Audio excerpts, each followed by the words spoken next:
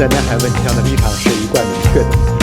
中方主管部门每年都会例行更新发布各类标准地图，旨在为社会各界提供标准地图服务，提高公众规范使用地图意识。希望有关方面客观理性看待。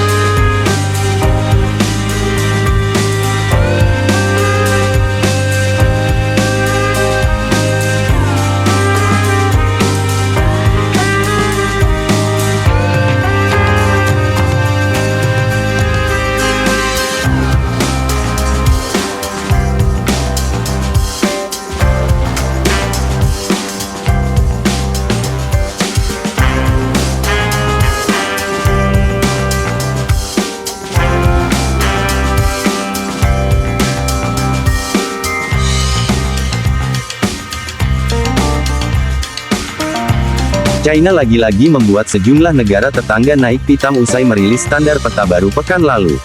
Peta itu menggambarkan wilayah teritorial negeri tirai bambu dengan perbatasan yang bersinggungan bahkan mencakup wilayah yang disengketakan dengan negara lain hingga membuat geram India, Malaysia, Filipina, hingga Taiwan.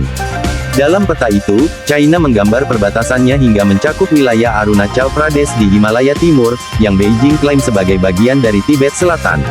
Sementara itu, Aksai Chin merupakan dataran tinggi di Himalaya Barat yang disengketakan China dan India.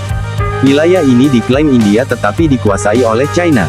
Selain itu, peta terbaru China juga mencakup klaim sepihaknya di Laut China Selatan. Peta baru itu memperlihatkan perbatasan maritim China hingga ke bagian wilayah Zona Eksklusif Ekonomi, ZEE, Malaysia dekat Sabah dan Sarawak, Brunei, Filipina, dan Vietnam. Peta baru ini langsung memicu protes keras dari India, Malaysia, hingga Filipina. Sementara itu, Indonesia juga telah meminta penjelasan Beijing soal peta ini meski selama ini mengaku tidak memiliki sengketa maritim dengan China di Laut China Selatan. Sebab, peta baru ini juga menggambarkan perbatasan China yang makin bersinggungan dengan ZEE Indonesia di Natuna. Analis politik dari Universitas Tasmania, Profesor James Chin, mengatakan perilisan peta baru ini dilakukan menjelang dua forum bergengsi internasional yakni Konferensi Tingkat Tinggi KTT ASEAN di Jakarta pada 5-7 September dan KTT G20 di India pada 9-10 September.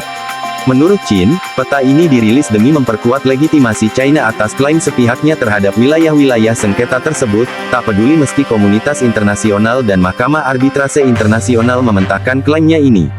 Momentum yang sangat penting. China ingin hal ini menjadi bahan pembicaraan di KTT dan ingin menunjukkan bahwa mereka, Beijing konsisten dengan mengklaim wilayah-wilayah ini sebagai milik mereka, ucap Chin. Ini tipikal diplomasi China, paparnya menambahkan. Sebelum merilis peta ini, China juga telah merilis peta yang mengganti nama 11 tempat di negara bagian Arunachal Pradesh, India, menjadi Jiangnan, atau Tibet Selatan dalam bahasa Mandarin.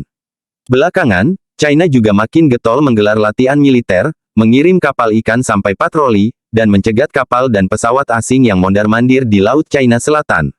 China melakukan hal itu di Laut China Selatan demi memperlihatkan bahwa keputusan Mahkamah Arbitrase Permanen Internasional Permanent Court of Arbitration (PCA) pada 2016 tidak punya arti apa-apa, dan Beijing kekeh mempertahankan klaim teritorialnya di perairan itu. Pada 2016, mahkamah tersebut memutuskan klaim historis China soal 9 garis putus-putus (9 dash line) di Laut China Selatan tidak memiliki dasar hukum.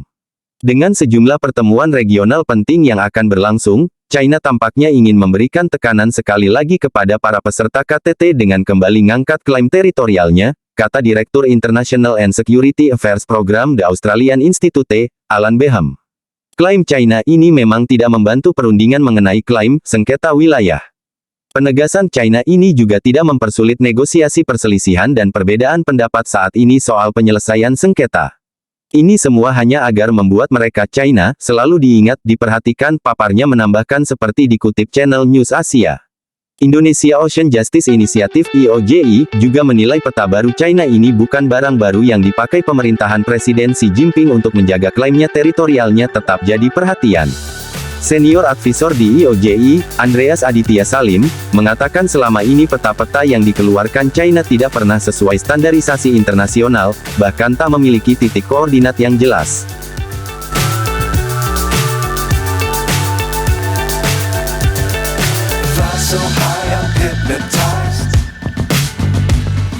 What's up is down, what's left is right.